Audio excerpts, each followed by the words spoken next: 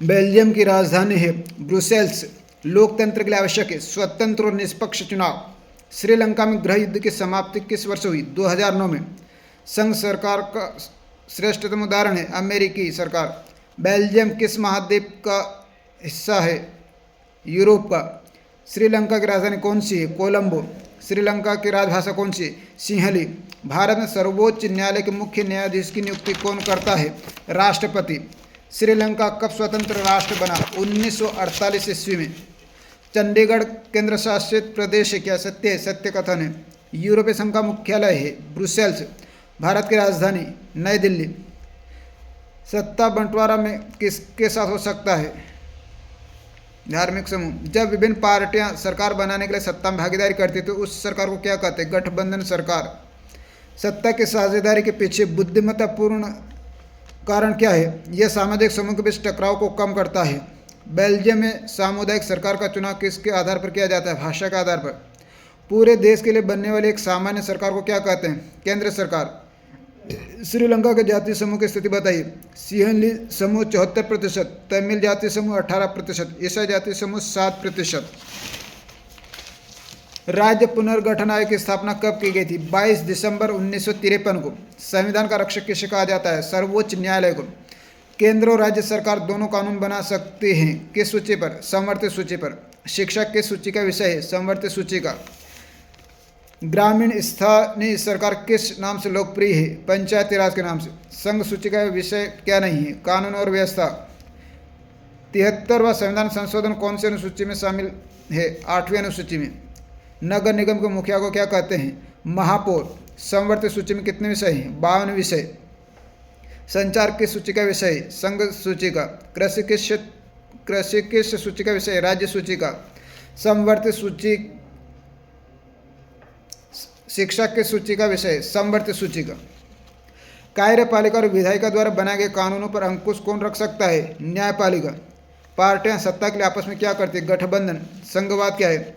संघवाद सरकार की एक ऐसी प्रणाली जिसमें सत्ता एक केंद्रीय प्राधिकरण देश के विभिन्न प्रांतों में यानी राज्यों के बीच विभाजित होती है।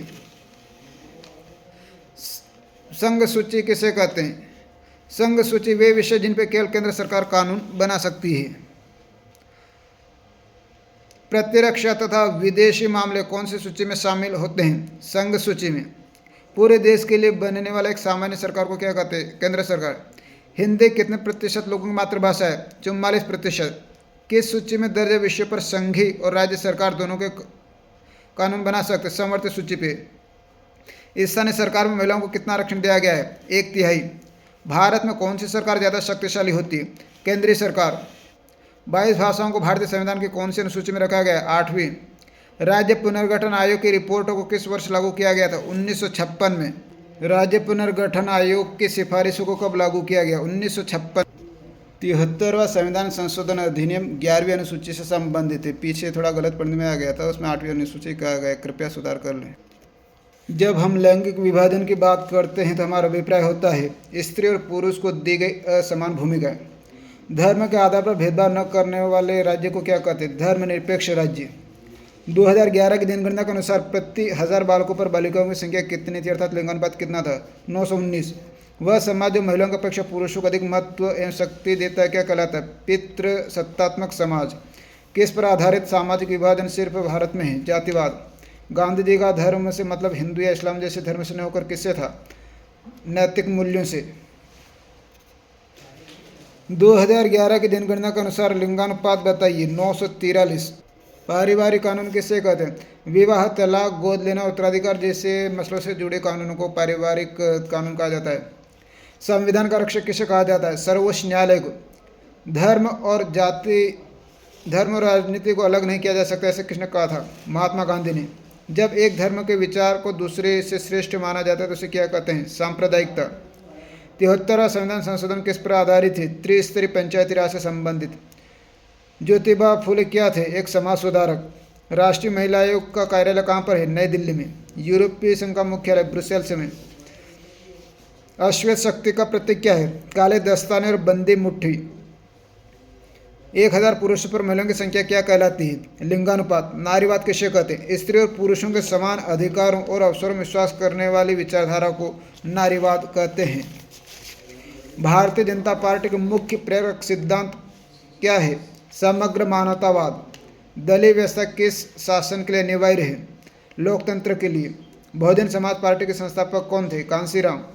किस संगठन ने राजनीतिक पार्टियों को अपने संगठन के चुनाव कराना तथा आयकर रिटर्न भरना अनिवार्य बना दिया था? चुनाव आयोग ने। भारत में चुनाव के लिए उम्मीदवारों का चयन कौन करता है? दल के नेता। देश के कानून निर्माण में निर्णायक भूमिका कौन निभाती है? राजनीतिक पार्टियां। अमेरिका में राजनीतिक उम्मीदवारों का चयन कैसे किया जाता है? दल के सदस्य और समर्थकों के द्वारा। कई दल मिलकर जब सरकार बनाते तब उसे क्या कहते हैं? साझा या गठबंधन सरकार। राजनीतिक दलों को मान्यता देने का काम कौन करता है? निर्वाचन आयोग। किस देश में एकल पार्टी सिस्टम है, एक दलीय व्यवस्था है? चीन में। बहुमत प्राप्त न करने वाले राजनीतिक दल क्या करते हैं? वह विपक्ष की भूमिका निभाते हैं, विपक्षी दल कहलाते हैं। उस दल को क्या कहते हैं जिसे लोकसभा में 6% मत अथवा 4 सीटें प्राप्त हो जाती हैं? राष्ट्रीय दल। राष्ट्रीय दल के लिए आवश्यक है कि लोकसभा में 6% मत प्राप्त करे अथवा 4 सीटें जीते। द्विदलीय शासन व्यवस्था कहाँ पे है? अमेरिका में। जनसंघ के संस्थापक कौन थे? श्यामा प्रसाद मुखर्जी। भारत में किस प्रकार के पार्टी सिस्टम है? बहुदलीय व्यवस्था। भारतीय राष्ट्रीय कांग्रेस के संस्थापक कौन है? A.O. ह्यूम। कांग्रेस की स्थापना कब हुई थी? 28 दिसंबर 1885 को मुंबई के गोकुलदास तेजपाल संस्कृत कॉलेज में। राजनीतिक दल का प्रमुख गुण क्या है? एक संगठित समूह होता है। भारत के 2 राष्ट्रीय दलों के नाम बताओ? भारतीय राष्ट्रीय कांग्रेस तथा भारतीय जनता पार्टी। भारत में राजनीतिक दलों की संख्या कितनी है? लगभग 750। भारत में राष्ट्रीय दल कितने हैं? लगभग 7। भारतीय जनता पार्टी का गठन कब हुआ था? 1980 में। एक दल को छोड़कर दूसरे दल में जाने वाले व्यक्ति को क्या कहते हैं? दल बदल। लेबर पार्टी कहाँ की? ब्रिटेन की। रिपब्लिकन पार्टी किस देश की? संयुक्त राज्य अमेरिका।